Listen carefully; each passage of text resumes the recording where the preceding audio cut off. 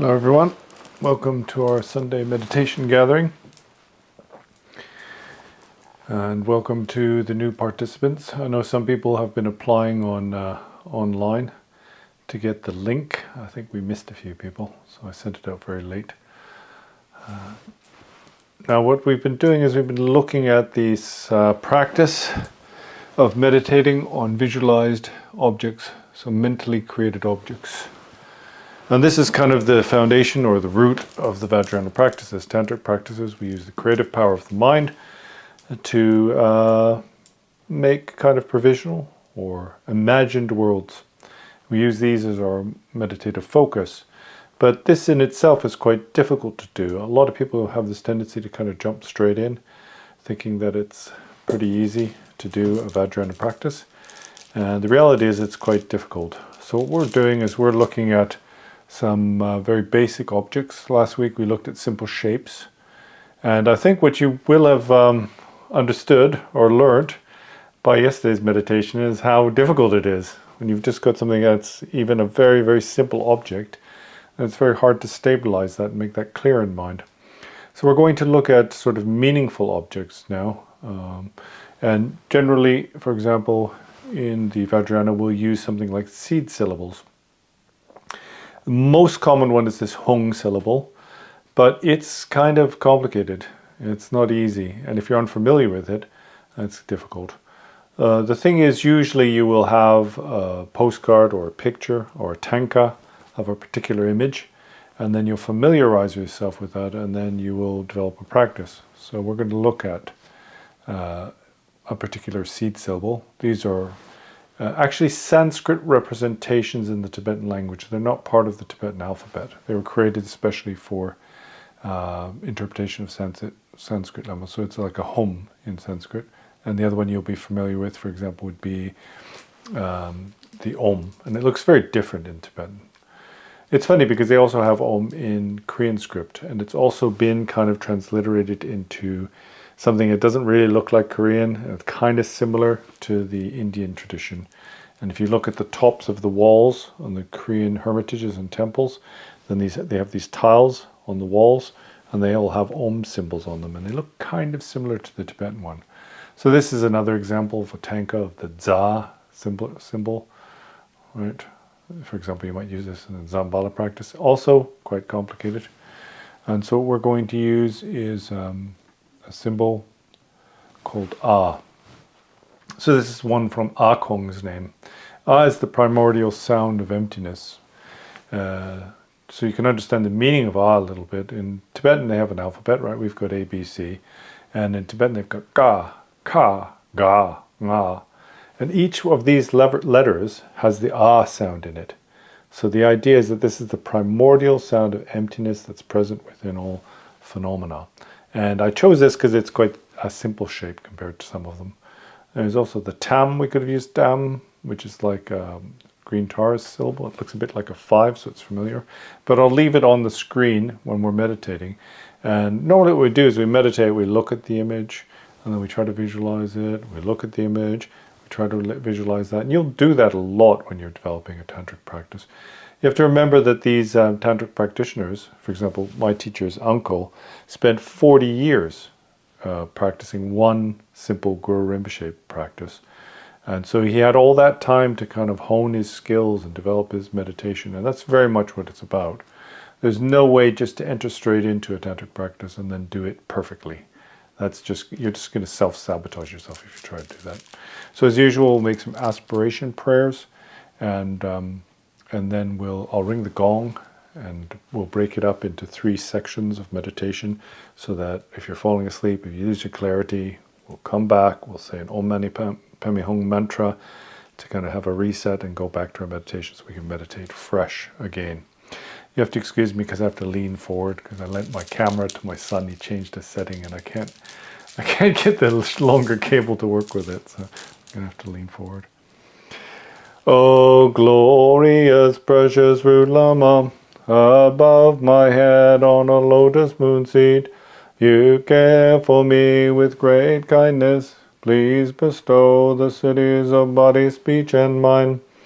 To the Buddha, Dharma, and Supreme Sangha, Until enlightened I go for refuge, may I, by the virtue of meditation, become awakened to benefit beings, to the Buddha, Dharma, and Supreme Sangha.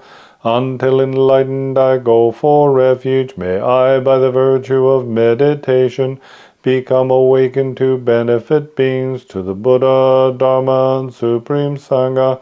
Until enlightened I go for refuge, may I, by the virtue of meditation, become awakened to benefit beings, where the supreme and precious awakening mind has not arisen, may it arise, and once it's arisen, may it not diminish, forever continue to flourish and thrive.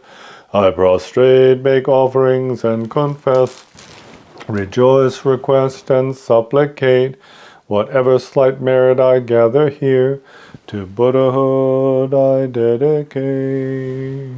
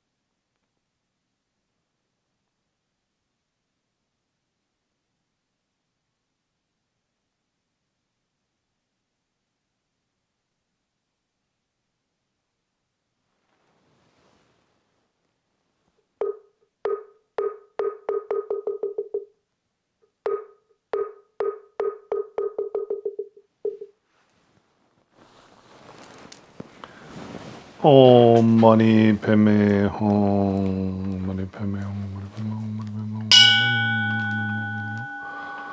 Mani Padme Hum. Mani Padme Hum. Mani Padme Hum. Mani Padme Hum. Mani Padme Hum. Om Mani Padme Hum. Mani Padme Hum. Mani Padme Hum. Mani Padme Hum. Mani Padme Hum. Mani Padme Hum. Mani Padme Hum. Mani Padme Hum.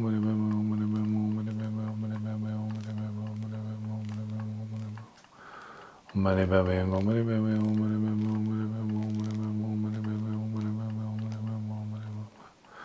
Mani Padme Hum. Mani Padme Hum.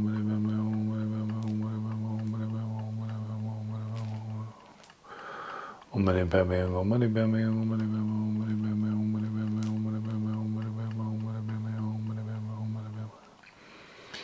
Money baby, money baby, money baby, money baby,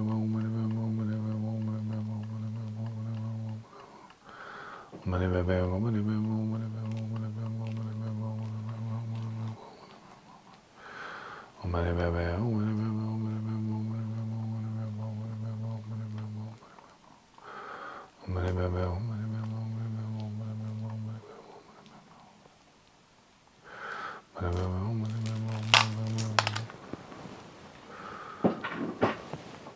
Om Mani Padme Hum.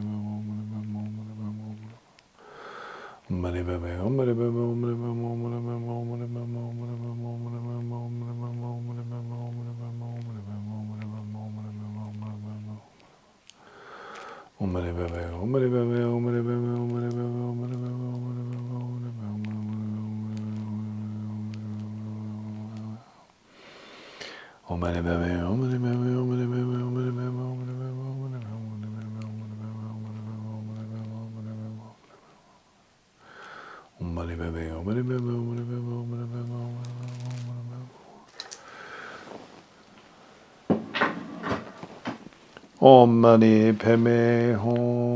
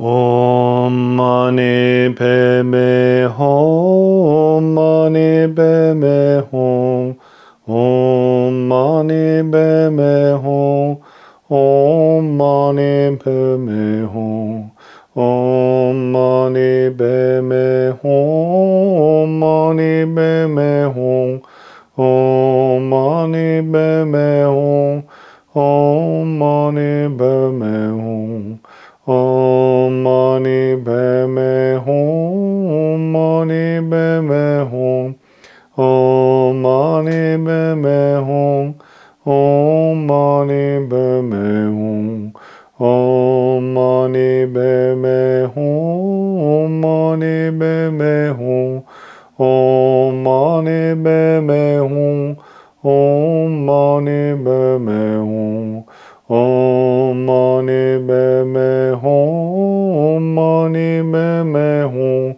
Om Mani Padme Hum, Om Mani Padme Hum, Om Mani Padme Hum.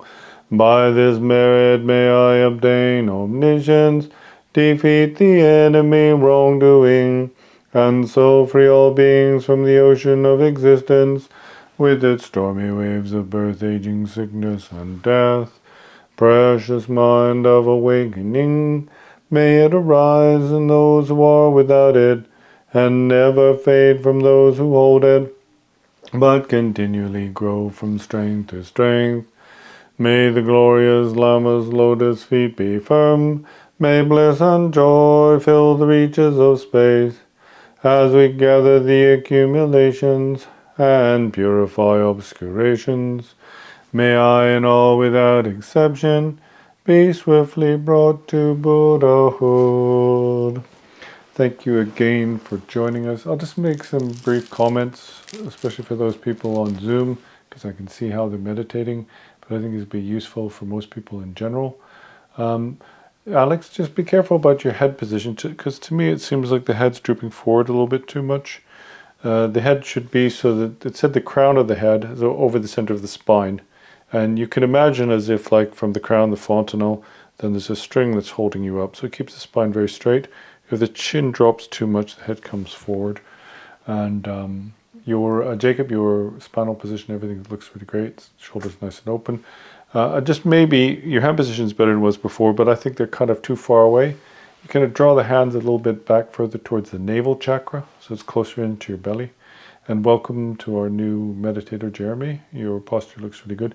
I'm just not exactly sure with what your hands are doing.